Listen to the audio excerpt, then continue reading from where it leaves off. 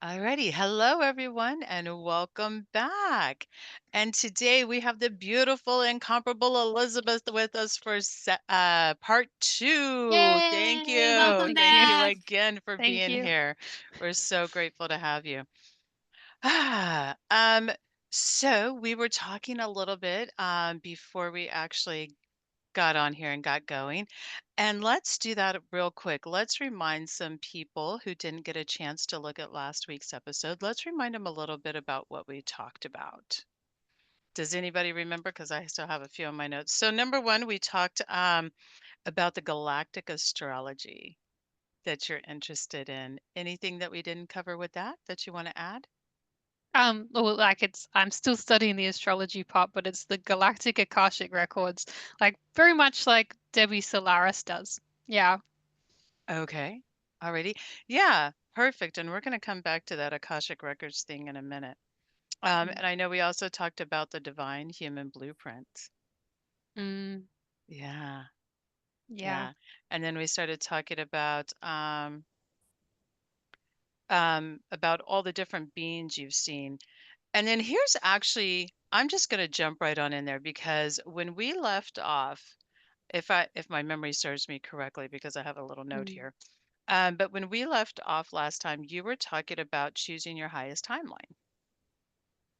yeah. Yeah. So I would actually like that to be our jumping off point. I would like you to talk a little bit more about that Mm. and tell us what you've learned about that, and then we'll go from there. Well, like it's called quantum jumping. So if people want to look it up, like what that means, you can look it up. I'm sure there's like videos out there. But the Arcturians kind of explained that it was through like you are like consciously choosing that timeline. Like you can like see the timelines in all different directions. Like you can do this in meditation, you can do this in the shower. Like I've heard people like when they're under the water, they can connect really easily and then they can sort of see like, okay, there's a timeline where maybe I'm like a little bit more like, well off. And so I'm going to consciously connect to the energies of that timeline to bring that timeline and just, shift it into this timeline. So the energies of you being like a bit more well off and having more abundance, and you can take that and then shift it into the present moment. How would you do that? Would it be like a meditation or a manifestation, like a ritual, or because I want to know how to do that. Yeah, well, people Yeah. do it through meditation and through like you can do it through like a quantum hypnosis session as well. You can just like choose like okay, I want to choose this timeline. Like if you're meditating and then you see the different timeline options, sometimes your guides can even show you, okay, like this is a timeline where like for example, like your health is really good in this particular timeline. You can choose to manifest this if you want. And I've had them do that to me before. They're like, okay, like this is a potential timeline where, your health can be even better than it is now. And so I was just like, I want that, thanks. And then Yeah. it's all about, I guess, like asking for it and intending for that to happen and then like connecting with those energies, like bring like that what it is in the first instance is helping. Like that that is a possibility that's available to you. And Uh-huh. does it bring it into the current timeline, or do you leave this timeline and go to the other? It's like you sort of bring aspects of that Okay. here as well. Like I don't know if you leave that timeline or you bring aspects of that timeline to here, but like time, like it doesn't work the way that we think that it works. It works in all of these mysterious ways. So that's how, they've sort of explained that you can do quantum jumping through like being like selecting like, hey, like I really like this timeline where I'm even more healthy than I am now. I really want to select that timeline. Or you can even create a timeline. You can be like, okay, I want to create a timeline where I'm more healthy. And then I want to align with that timeline. This sounds a lot like manifestation. Yeah. But it's like Okay. a quantum aspect of manifestation almost. Yeah. Okay. I I'm hear so you. gonna do that. And I have a question when it comes to manifestation. So I have a friend who we were talking literally today. And when it comes to manifestation, um, there are things, and I'm sure that you know this, but like, Mm. I feel like there's some sort of click, trick, link, something that a lot of people are missing when it comes to manifestation. And here's kind of like my scenario. Like you have two people, right? You have person A, you have person B. Both of them Mm. want to become super successful actors, or Mm. actresses, right? They want to be a movie star.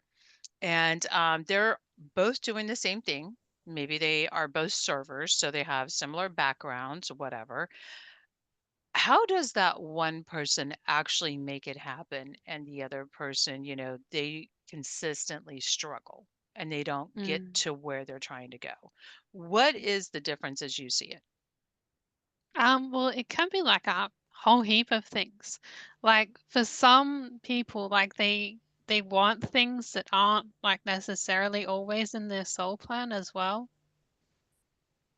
Like so, like for That's an me, idea for I didn't think about. example, like I really wanted to be an English teacher in Japan, but like deep down I knew that, that wasn't a thing, but the ego self was like, no, I want to be an English teacher in Japan.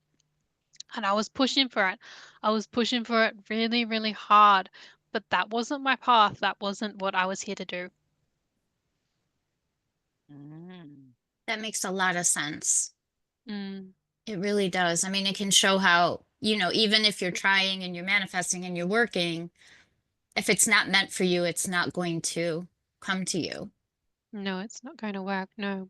And you can have a timeline where that very much happens, that outcome very much happens, but would it be the highest timeline? Like if you as a soul want to align with the highest timelines, is that necessarily the highest timeline for you? Like if you want to be stinking rich, like some people do, but is it the highest timeline for them? Or are they meant to do something else with their lives? Would they be in a mental spiral if they had that much money and snort it all up their nose? Who Mm-hmm. knows? Mm-hmm. Would that be the highest timeline for them? So yeah, like it's like you have to have some sort of awareness when it comes to like your soul and your soul plan, which is where like the quantum hypnosis stuff can come in handy because you can like ask questions like, would this be in the highest possible timeline for my soul? Like, what does my soul plan look like? What did it look like before I came down to earth to experience these things? What did I plan out for myself? Very cool. Yeah. Okay. Um, which is, yeah, I hear you. Um, which also kind of plays into my other question because we were talking about Akashic Records as well. So Mm. let's touch on that a little bit. So tell me what you've learned about the Akashic Records thus far. Yeah, well, I learned at first through going there, like it was just like my guides were like, okay, let's just go there. And I was just like, okay, well, we're just gonna go there because I was just a little bit intimidated at first, like most people are to start that journey of actually, looking there, even though we have the skills within us to do so. I was just like, oh, I don't know. But they were like, no, let's just go see. It can be like a learning opportunity. So I went there with one of my guides, who's like an archangel sort of being. And it very much looked like at the time, like I was kind of learning the ropes, so to speak. So it looked very much like, like a hub with all of these computers. Different people see it as different things. To me, I sort of saw it as like, you know, holographic computers that were showing you things and interacting with you. That was my first experience of it. So as like I learned to connect deeper and deeper, it wasn't like a place on the astral anymore. Like I could connect to it directly. You can go to places on the astral and like that is actually real. That's why people go to the Akashic records and then they go to a place on the astral realm where they can access the records. And many people do it just like that. They, do it by accessing these different places on the astral realm. And sometimes, like, these places that you access it from on the astral realm, sometimes they're not always like fully accurate either. Like you have to, kind of travel to higher perspectives to see a more accurate viewpoint, which is something that I learned as well. Yeah, I learned after that sometimes like these places on the astral realm, like they're really good starting out with, but then, you know, I went to another place on the astral realm where it was like far more of like an angelic sort of Akashic Records. So first I went to a much more galactic Akashic Records with technology everywhere. Then I went to an Akashic Records that had like angelic beings just absolutely everywhere. It was just light. It was just light everywhere. And then there was angels everywhere. They were going, "Hello, Elizabeth." They were just so happy to see me. Oh, how cute.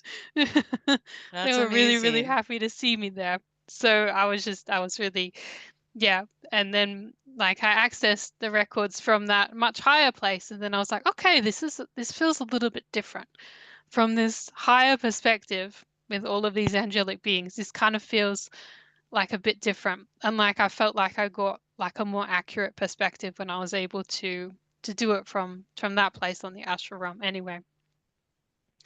And Mm. then from there I just decided like, okay, well, like I can just connect to it through light, right? It's just light. Like I receive more messages that it's just light. It's just like the plasma, the stuff within the universe that holds memory.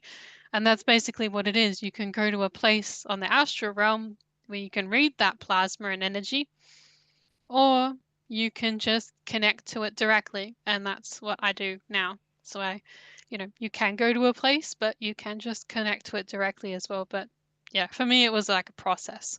I jumped from, one place to just connecting directly to the light. Oh, I like that. It's like you went in progression. Like you start Yeah, here, I and then learned. when you're ready, you kind of go up this way, and then you just connect. Oh, I love that. That's a really interesting.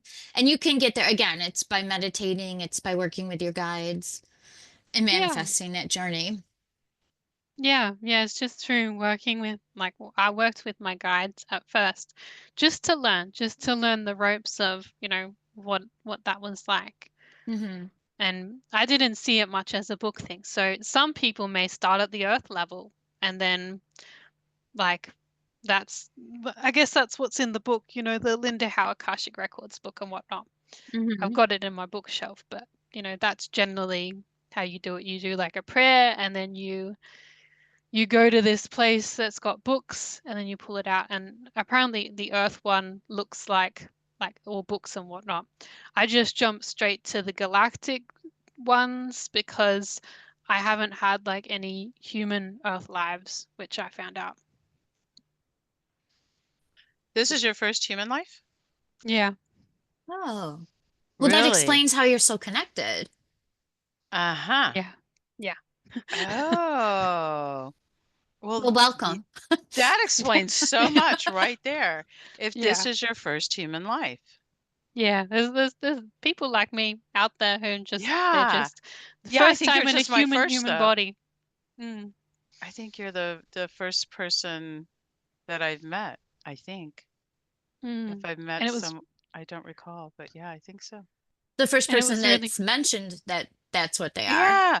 Well, but I mm. was also thinking like throughout doing, quantum hypnotherapy, like throughout doing this, I don't, to my knowledge, I don't think I've ever had somebody who this was their first human life. Hmm. And if so, I guess maybe I missed that because I know you and I have worked together before, Elizabeth, and I guess I Mm. missed that somewhere. So now I'm, of Oh course, in yeah. my head going, huh, I wonder if I missed that with anybody else. Yeah, well, usually you don't figure out unless it's like, meant for you to know that because I went up to there to the Akashic Records with my guide, and that very Mm. first time I was just like, well, what's the main thing? What's the main issue I have in this incarnation as a human? And then it was just like, you know, there's like this thing on the screen in the records that showed me like, oh, this is your first time there, so you will like here, so you're a bit of a newbie. It's your first experience, and that is the main issue for you at the moment. And it was just like, it was like it was almost like this sign that come up that said lack of experience, and then I was just like, oh no, oh Like you're no. 14 years old or 16 years old trying to get your Yeah, first job. Yeah. yeah, Yeah. Right. yeah, Oh, yeah. well, Wow. And we then all my got to guide was start just like, somewhere. "It's okay, everyone starts here somewhere," and just patting me on the back, and I was just like, "Oh no." And it's like, Exactly. "Don't need to feel bad about it. This is just the first time." That's Wow. amazing. Well, how cool is that? And exactly what Deanna said. Well, welcome. And how's it And going so far? I mean, it's going pretty awesome so far. I'm just here to tell you, you're having a Mm. heck of a ride, in my Yeah, opinion. it was rough, especially going through school. Yeah, look, well, I was Oh. diagnosed with autism and whatnot, maybe because they didn't understand what hmm was going on for me. Mm. Yeah. Well. that makes sense too, actually. That makes a lot Mm. of sense because you're Mhm. almost having to adjust to a whole different, like whole different everything. Dude, everything. Yeah, Mm. exactly. Yeah, Whole different and I everything. wonder I wonder how many autistic kids haven't been here before, like as souls, like they're brand new to the experience and then they just get diagnosed with autism because that's what we can handle, or ADHD or something. hmm I don't normally share such personal stuff, but I am going to share this right now in this moment because that's where my brain is at. I have a 4-year-old granddaughter Mm, who happens to have autism. mm, And I'm sitting here thinking in my head, because and of course me, you know, um, her parents aren't as, on my woo-woo side, right? Um, but I'm sitting here in my head thinking, because I see things so much differently. Of course, mm, we do, because we see everything differently, of course, Um, but especially with her, I see a lot of differences. I mean, I mm, I really do. I see a lot of differences and a lot of things. And so that really made me think. I guess that's mm, basically the point to that. mm, Okay, yeah, that just happened. But yeah, that really made me think because thank you for sharing that. Thank you. mm. Well, it's okay. Yeah, like I've been meaning to watch the telepathy tapes because people keep, recommending it to me because there's like, I think the premise of that is that they have like autistic kids like who are, can't speak at all, but then they kind of discover that they're telepathic instead, which makes a lot of Interesting. sense to me because that's how went through stages of selective mutism, like, not being able to speak very much hmm when I was a Okay, kid. that's exactly where what I was thinking with the 4-year-old that I was just telling you about because she is, technically um was nonverbal and she's just coming in. She is 4 and she's just coming into talking. Like very Mm. limited, very but let me tell you something. I don't care what anybody says. I hear that girl in my head sometimes. Mm. And I've asked her mom about that and we've had certain conversations. Um But I swear that I've heard her in my head a couple of times, and it's Mm. really interesting, and sometimes the way she looks at certain things, I've watched her really look at certain things, and I'm like, "You're seeing something different." You know Yeah. how you just kind of pick up on that knowing, like, even though there's no way to really Hmm. validate that, I guess, or have that, Mm. concrete evidence. You just kinda, that gut feeling, your intuition, it's just, And I've Mm. always said she's super special when she first came. That one, you know, she's got something to show the world. I'm anxious to Mm. see, excited to see what her future Yeah. brings. But anyway, huh. Well, that's so interesting. I wonder how many other people are going to resonate with this. Yeah. Yeah. Well, it's important for autistic kids to make sure that they're supported, right? Because sometimes school can really hurt them. Mhm. That's the best way I can put it. They can be hurt by the education system and, put down by the education system. So it's important that, Yeah. their gifts that aren't shut away, like, whether it be drawing or like, maybe they're here to bring new technologies to the world. Like just support them in whatever they're drawn to, they'll know because they're really connected in with their souls. They'll just be naturally drawn to what they need to be drawn to. And yeah, when the school system is like, "Oh no, you can't draw in your books. You can't do all of that stuff because, that's wrong, that's naughty. Like you should be just, doing stuff like everyone else." Like even though like the autistic child is like, "I'm drawing so that I can focus, so that Right. I'm, in a meditative state so that I can take in the information that you're giving me," which is what I was doing. I was drawing a lot in my books. Like I was just drawing pictures so that I could take in the information that they were giving me because otherwise like I couldn't focus on what they were saying. They was just like I was just felt so discordant in the school Mm. system. Mm, I used to, yeah, I hear you. Um, okay. Thank you. Again, thank you so much for sharing and opening up about that because I'm really wondering if other people will. I'm sure that's not, yeah. I think that's good information to share. Thank you. I appreciate that. yeah. Um, so let's talk about this real quick. What have you learned about Mars? Mars, well, like I had a session actually really recently and it was just like it just magically took place where, I like one of my longtime sort of clients that I sort of work with for the YouTube stuff, he just naturally sort of went there. He just went there to a lifetime in Mars, and I'm putting that up soon. But it was like it was like a race of like these reptilian humanoids with bald sort of heads, and they wore a lot of gold, a lot of like finery. They had these big gold pyramids. They're exactly like the Anunnaki. So I think that like I've been told by my guides that the Anunnaki actually came from Mars. They were a lot closer than we think. Mm. They were from there. So these beings, these reptilian kind of beings, they had like a higher class and then they had like a slave class and then well, a lower class, I suppose. And the royal class, they were like much bigger than the rest of them. They were like, a different bloodline. So they were like really, really tall, reptilian type of humanoids, really giant type of beings with lots of gold and whatnot. So maybe that's where people get all of these sort of ideas from about like these, giant Anunnaki type of things. Probably it was the royal class on Mars. So he was like one of the slave class. So he was like the lower class. So the lower class ones were just, small versions of that. And he was like a disabled person as well, but he kind of liked that because it allowed him to connect in with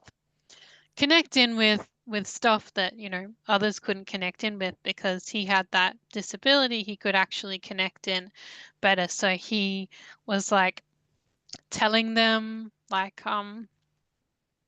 I guess he was sort of like a fortune teller for the royal class in that lifetime. So he was like, Huh. you know connecting and then telling them like, "Oh look, I think you should do this or this should happen," and mostly they wanted to hear about themselves and how great they were. So he unfortunately had to just tell them a lot of the time, but he did warn them like, look, like there can be like there's a possibility for like nuclear disaster. There's a possibility for this planet to just not be the same anymore. And he warns them and there ended up being this Cold War type of situations where these different factions of these Martian royals were like against one another, or one group and the other group, and or different factions of different groups. I don't know, or like, factions from the outside as well. There was something going on with a Cold War type of situation. And so like everyone was threatening to like press the button. And like the slave class were in this like situation of just being there and knowing that the button is going to be pressed like any other day. Like they were just existing barely, I guess, in this really, really stressed environment that was just like, we know it's all going to come crashing down eventually. And then, yeah, one day, like the button was pressed, and then, like, all of these big sort of nuclear explosions went off. And yeah, and like all of the Anunnakis kind of left their bodies. I don't know where the royal class went, but all of the slave class on the surface, a lot of them, died. A lot of them died in that. And so Hmm. yeah, that's why it looks the way it does. Because yeah, the Because it the was nuked. atmosphere, yeah, it was nuked and the atmosphere disintegrated. Hmm. This must have been a long time ago. Yeah. Yeah. I think it was a really long time ago. But you can still see like they have, there's pictures out there that people just say like, oh, your brain's making it up where there's pyramidal type of structures on Mars and all sorts of Hmm. interesting things. So people can look that up if they want. But there was like, in this lifetime that, this client had big gold covered pyramids and they would go into these pyramids and there would be water in there and then they would use that water for like, beneficial healing sort of abilities. Like they would go in there and like get rejuvenated by this water that was in the pyramids. That doesn't Wow. sound familiar at all, Mm, I say sarcastically. mm, Huh. I wonder, like, not knowing the timeline exactly, but you got to wonder, with the meteors that came and hit the earth and wiped out almost everything on the earth except for what, like alligators and fish or sharks or mm, whatever. And you got to wonder if that time frame was mm, then, because that would make sense. mm. Yeah, But I don't know. I don't yeah. know what the time frame would be like, but I knew that the ruling class in particular, they had an interest in resources, in like draining the resources from other planets. Hmm. So Earth probably would have been one of those ones that they would have looked at, and they would have looked at that for resources. So Yeah. maybe Hmm. that's where we get all of these stories about the Anunnaki from. Right. Hmm. Right. When you say gold, do you mean like jewelry or do you mean their skin color?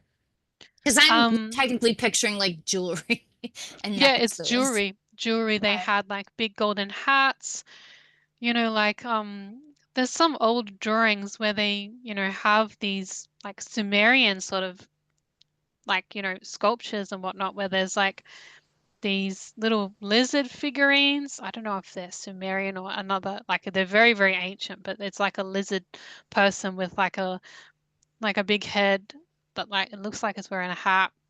Mm-hmm. Yeah, I've seen stuff like that, and I'm like, that looks suspiciously like them with the Yeah. lizard people with the gold hats. But yeah, they Right. wore a lot of gold. They wore a lot of gold. Yeah. Hmm. That is so fascinating because we go back to like what you said, the Sumerian or wherever the old artwork and etchings and all that are because it was in so many different parts of the world at the same time for a while there.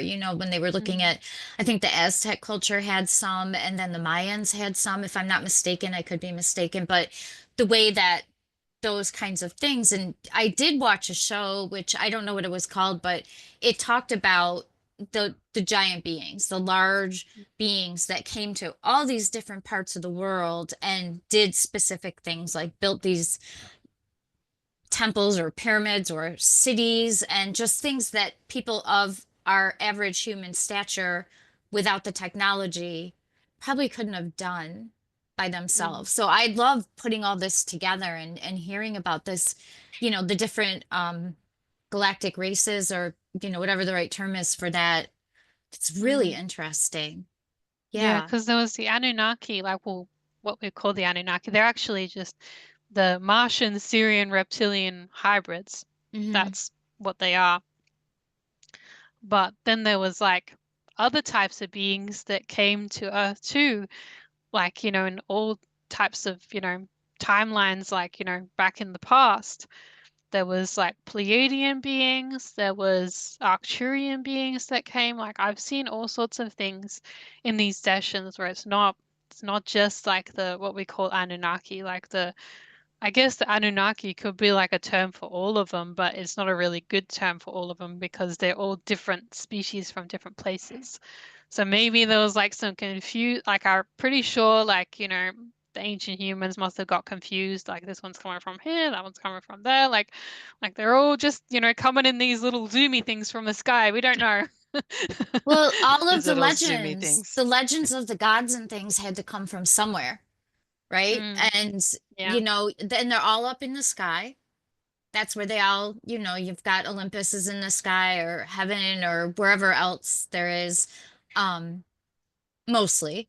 And it's just fascinating to put it together into kind of like, if not in a good timeline, but at least how these things explanations for some of these things that happen because the people from a more, you know, ancient time are not necessarily going to interpret things the way we will, obviously. And Mm, what they see as gods might just be galactic beings from elsewhere. And it makes yeah. sense also that they're coming here and that they were coming here because this seems to be the only planet where we're not going to the other places, but they're all coming here. And maybe Mm, that's the reason. Maybe this is a resource planet. Maybe this is something where the resources come from, and every once in a while, everything implodes and it has to start again. Atlantis falls, Lemuria falls, and here we go again, right? And whatever shift we're in now, wherever that's going to end up, if it's a physical shift or not. Um, it's interesting to think about that though, and to say maybe this is where people, for lack of a better word, come. mm. Yeah, it's humans are like a combination of like all of these different forms of DNA as well. Mm-hmm. Like we've got a little bit of reptilian in us. I wonder if that's from those beings from Mars, Yeah. because we do. Hmm. That's that's why like, there's a lot of mysteries around where humans come from and they can't tell you exactly. It's just like, oh, there's the missing link and it's like, well, what is that? They still haven't found that. Like they still haven't found the cure for cancer. Right. And, you can go into the Bible and say, well, Adam was made from the dirt and Eve was made from Adam, but you're like, well, okay, so this big creator of some sort, Mm, created humans that way. And you can think, well, were we created to be servants? Or were we just, I mean, there's so many mm, different directions to go in with that, and certainly not to put any religious beliefs down or disvalue anything. But it's interesting to think about all the different ways of the origins, all the different origin stories, and how at some point they all come together. We just don't know that mm. yet. Yeah, yeah, Wow. it is really interesting. Yeah. Because yeah, like I wanted to like I had curiosity once and like I wanted to have a look maybe in the Akashic Records like, oh okay, like I wonder what like sort of ET connections are in my particular family, and what I saw was like this Nordic, Pleiadian dude like Hmm. somewhere in Europe, like coming up to like, this human woman, and yeah, and then there was like a child and I was like, what? Like what what am I seeing here? So that was really interesting. Yeah. I mean, maybe we all started out as just a means to procreate and to keep things going. I don't know. I mean, my mind's just going in a lot of different circles right now with it. I can probably have to meditate on this stuff myself now. It's very Yeah, interesting. Yeah. yeah, yeah, Do you where we know, come from. has there been life on other planets as well that you know of, or is Mars the one that you've mostly focused your experience or learning on? Well, Mars is the one that's like sort of come up, but I've heard of in sessions like Venus as well, but more higher dimensional beings from Venus. Like Hmm. the Hathor type of beings from Venus. And The I what don't know type? too much. The Hathor beings, like Hathor's like the ancient Egyptian, Hathor, Oh, the god, the okay. goddess, but there appeared to be like a collective of these types of beings on Venus, and it's come up like once in a session with somebody, but I didn't delve too deeply into it. So that was the only other one. Oh, and there was like one on like a moon in our solar system. I think it was like Neptune or something. There was like, I think higher dimensional beings residing there too. And then like a client had a connection to those beings. So it was just like, okay, like I don't think our solar system is exactly what we think either. Like I think that there's like a lot of stuff living here that we are unaware of. I believe it. I mean, different dimensional things aren't going to be able to be perceived by a human mind. No. Um, and that's just where human is in this evolution at this time. But someday, I'm sure, in a long time, Mm. we'll have the ability to, I think, interact on a more intentional basis. If that's a good word to use, just intentionally be able to recognize and react with others from other places. It's Yeah, I awesome. mean that's what we're doing already. Yeah. Well, yes, It's just yes. the rest of the population that's kind of, Hasn't behind. caught But up yet. Hasn't caught up yet. yeah. Yeah. Mm, Yeah. Yeah, that's kind of how I feel sometimes is they just haven't quite caught up yet. mm, Yeah. mm. Huh. Have you heard anything speaking of within our solar system since yeah, since we're on that, have you heard anything about the moon and how the dark side of the moon, how there's all these things living there within the center and all of that? Have you gotten Um, into that?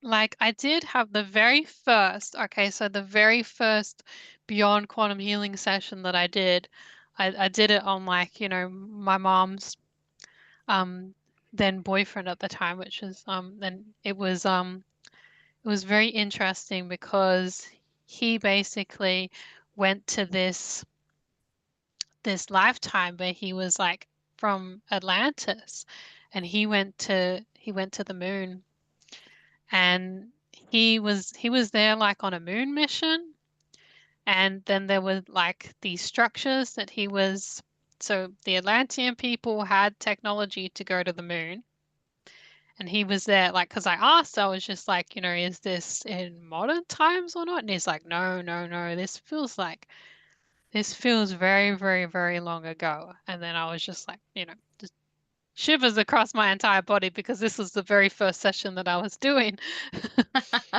That's And cool. I was just like, already we're in a very interesting place here. And then he saw these structures on the moon, and he noticed that there were these beings that were watching him that didn't want him to be there. And he ended up being trapped in this time sort of they trapped him in this time technology, these beings that were on the moon. He didn't get to go back to Earth. They just trapped him there in this time bubble thing. And like, I didn't know how to do it, but I had to like perform like a soul retrieval then to, take that part of his soul that was on the moon. And like, there were beings that were assisting to take that part of his soul on the moon and then reintegrate it back into his, present day self.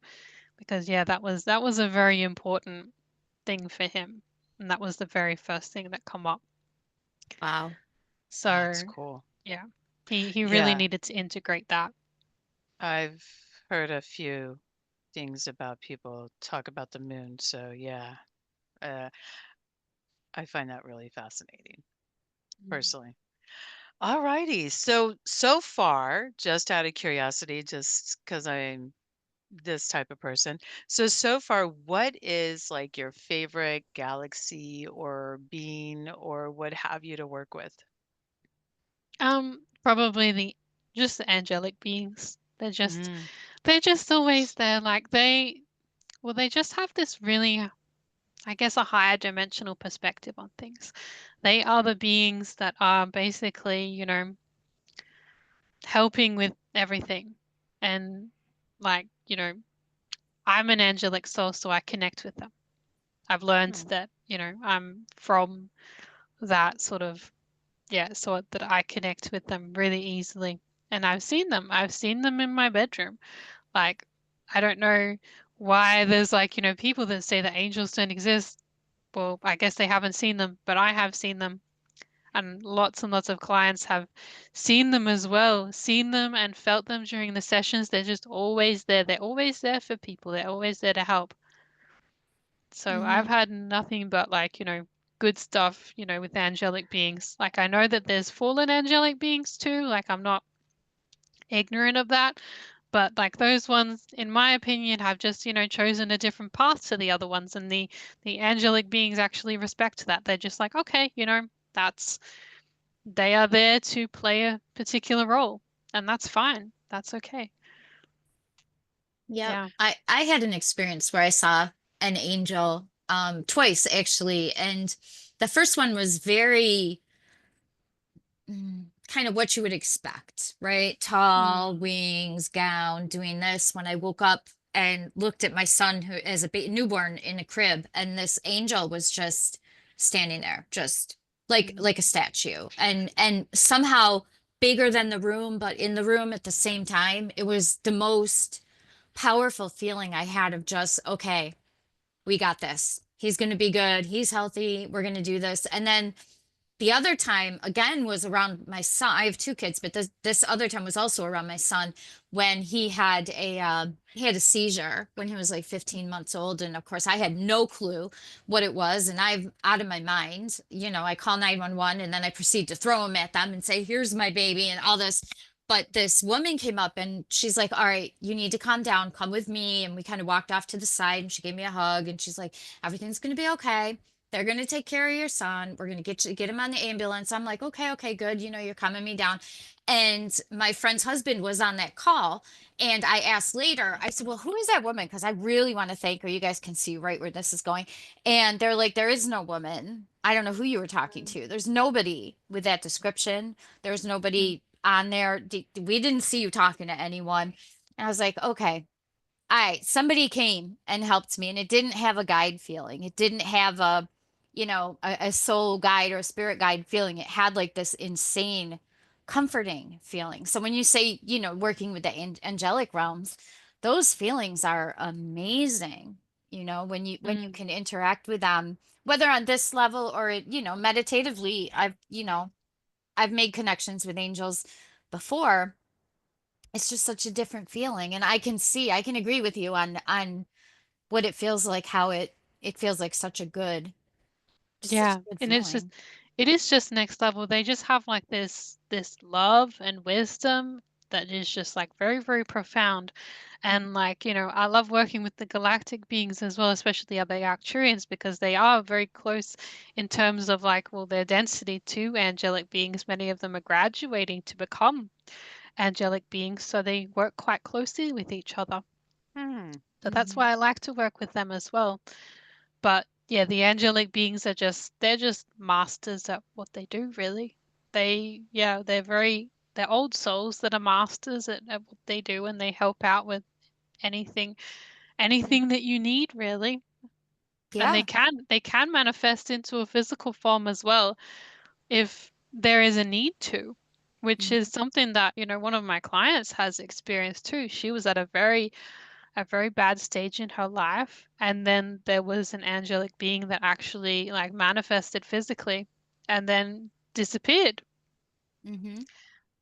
before she could and she wondered where he went. She was like looking everywhere for this man, and he disappeared. Yeah, well, I can attest to that being true because, like I said, I've had that experience too, and you don't forget it. You do not Mm, forget it. You do not forget the way you felt. It's just different. mm, Hmm. Hmm. Hmm. mm, So that brings me to a question. When you said that the Arcturians are some of them are graduating, mm. right? That was the Arcturians you said, right? Into the Yeah. angelic realm. Is there a hierarchy of like, I don't know the right words, but like denser souls and lighter souls, or, I don't want to say lower and higher, but is there a hierarchy in the different um galactic beings where some are like lower, closer to the base are energies, and then some are more higher? Do they need to go through like a stepwise progression?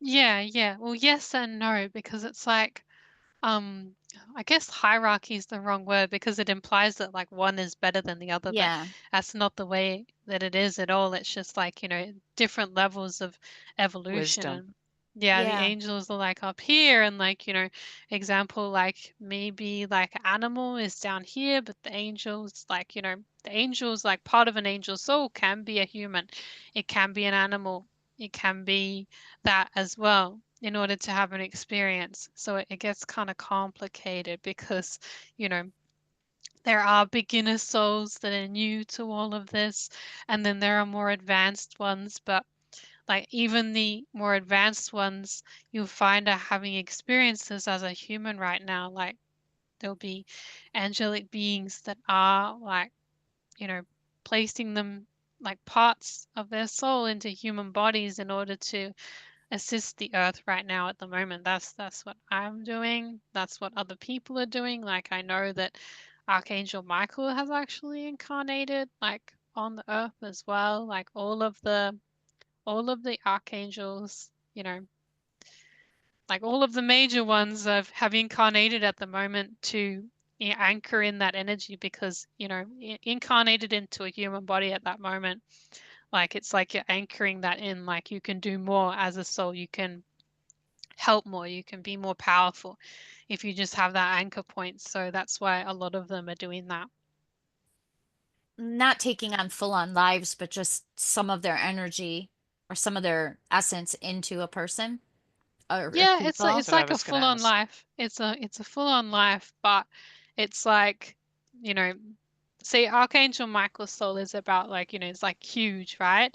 And Hmm. he's like, taking like a small aspect of his light, like a little tiny bit, and then placing it into a human body. And Okay. then that human's having an experience, and then his Archangel Michael's energies, because putting it into a human body is anchoring it down into the earth so that he can help more, having like a little human that's there anchoring his energies. Does that make sense? That makes perfect It sense. does. Yes. And it, Here's and it, my, yeah. oh, I'm sorry. Go ahead, No, Deanna. no, I was just going to say it makes sense in the times that we're living, with shifts, earth shifts and all this stuff going on. It is really makes perfect sense because I think there is a need for guidance and there is a lot more people turning towards spirituality things and a lot more knowledge coming out. Mm, And so I think that if at any time this is a necessary time for that. So that's good to know. It's comforting to know that. mm, yeah. I was going to ask is that, you know how we can ask angels for what we need? You know, we can go in and we can ask them. Is that something that you can ask for? Yeah. Yeah, like you can ask angels to help you with like all sorts of Everything. things. Like, yeah, like I asked them to, take care of my family. I asked them to like clean up, you know, sprays in the sky. I asked them for all sorts of things and work with them as well because, like I'm an angelic soul as well and I'm doing this work. It's like, the angels are very much like helping each other out to help the grand picture of things. So, yeah. I've been hearing so much more and more talk about the angels. Just it seems like they've always been around and we've all known about them and you know it doesn't matter again which religion you refer to. There are Mm, so many different angels in all organized and even you know not so organized religion, you know. Um but I find it extremely interesting how now even people who may or may not be any type of religious or spiritual or anything like that, they're starting to kind of really, angels? They're kind of perking mm. up their ears, and you know, if you can't get them with a little bit of spiritualism, trust me, you'll get them to talk with some angel conversations. You know, Yeah. I just find that very fascinating personally. I'm like, huh, you don't believe in aliens? you think this is all that there is, but yet you're still willing to have a conversation about angels? Hey, it's all Mm, baby steps, right? I'm like, yes, baby yes, steps. exactly. And that's what, well, that's exactly what, you know me, Deanna, that's exactly what I think in my head is, well, good for you, Mm-hmm. because that's a step. Go you. Mm. Yeah. Yeah, that's just how I think. I'm like, yeah, okay, cool. Well, let's talk and rap about that then. Yeah. I Because we mean, can talk about some angels. if people feel comfortable to connect more to angels than they do to like, other beings, and that's fine too. It's probably because they're connected to that in some way. So if they feel And far more comfortable to connect to an angel as opposed to like a galactic being, then fine. Yeah, that's good for them. and the other thing is, in my opinion, that's one of the best things to connect with because if you start connecting to something out of the galaxy or galactic or whatever, you don't always know what you're gonna get. You don't always know. You don't always know. So yeah. So at least with the Right. angels, it's a lot easier. And I don't want to use like the good and I don't want to do the positive negative aspect, but I just think that and I think it's really a good thing if you're willing to at least connect with an angel. So yeah. All right. Oh, wait, I have another question. How does Yeah. somebody know if they are carrying that angelic energy? Like how Ooh, that's a how good would one. somebody know that? Yeah. Mm. Well, you might feel really connected to just the topic of angels in general. Like I know people who are like angelic souls, they may like just like the idea of angels and like have pictures of angels or draw pictures of angels. That's what I used to do all the time. As a kid, I was Mhm. drawing pictures of angel type of things. So it's like on some level I knew. It's like I was always like, okay, let's draw a human. Okay, no, let's add wings. It's not it's not the same without wings. Okay, so it's just kind of an Yeah. affinity, some kind of an inborn affinity that you Yeah, like feel or it's you just like awaken to. Yeah, Hmm. it's like like deep down or like, you may like have a deep love for like, creation or whatnot as well. That's how Hmm. you can tell, especially if like you're an angelic blueprinter, creator being, which, like my soul is, you're just like, wow, like I love creation, like I love, what we've done with, everything. Like I love colors, I love flowers, I love, being creative is like my happy place. Hmm. So, yeah, like Okay. you will have those traits already. Like I love being creative, but my soul is a creative being. Right. Right. Well, I'm thinking of all the healers that I know, and we all use different modalities or whatever, but it's all the same thing when you boil it down with the universal energy. But calling in galactic beings for some of the healing work that I'm doing has become quite a big part of it. But you got to wonder if like the healers, the ones that are really going around are just carrying that angel energy with them, which would make Mm, sense. Um, yeah. but yeah, yeah, like the peacemakers and the healers, and Hmm. I don't know. Lots to think about here, Elizabeth. You're giving me a lot to think about. Yeah, yeah, like when I do readings to people, yeah, sometimes I tell them like, oh, like, you're an angelic soul and yeah, the angels really want you to connect and then know that's what you are and then they feel like this deep like, oh my goodness, like, like Hmm. like they knew deep down that that's what they were. And then just to initiate that, then everything makes so much sense for them when they realize like I'm an angelic soul, like I realize that now. Yeah. Yeah, like Yeah. it can connect so many dots for people to be like, oh, that's right. Oh, now it all makes sense. Isn't that always great when we can connect those dots? I love that Yeah. feeling. Yeah. Mm. Yeah. All right. Well, we are coming to about the end of our time, which, my goodness, I mean, again, I could Oh. just talk to you for days, I feel like. So, um, what would you like to leave the audience with today? Mm. Just to trust in with their heart and their soul.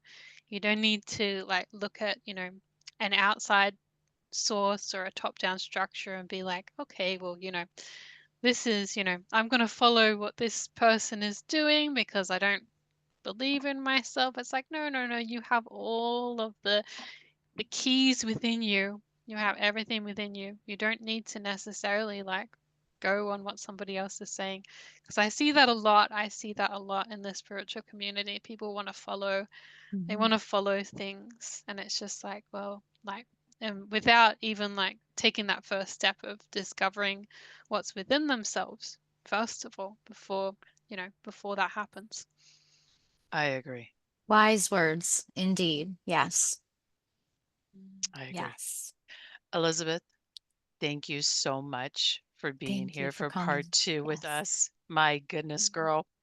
Like I said, I could just talk to you for a very long time. I enjoy I enjoy our conversations. There was some stuttering there. I just really do. I enjoy them so much. So thank you. Alrighty, Thank you. everyone. Sorry, Deanna, rather. Yes. Your whole little. You want to Yes. comment, like? My closing statement, right? Yes, please, and As thank you. That's what. always, thank you for listening. Thank you for watching. If you have any questions, post them below. We will answer them for you, or we will find a person who can answer them. Um, like, share, follow, whatever those words are. And always, thank you for being here. Thank you for giving us your time to listen to what we all have to say. If you have anything that you would like to say, reach out to us. We'll get you on here. Okay. So with that, I think we're ready to sign off, guys. And last but Yeah. not least, I will post all of Elizabeth's links again in Yes. the comments Thank you. section because, Yes. and just one more time, we're going to say it, kateshhealing.com, right? Mm. And that's Katesh, spelled Yeah, with a with a C Q. Q. Yeah. Mm. QETESH Mm. healing.com. Yeah, Yeah. Yes. but the link will be below. So thank you, everyone. Bye, Have a guys. wonderful rest of your day, everyone. Thank you. Thank you. Bye.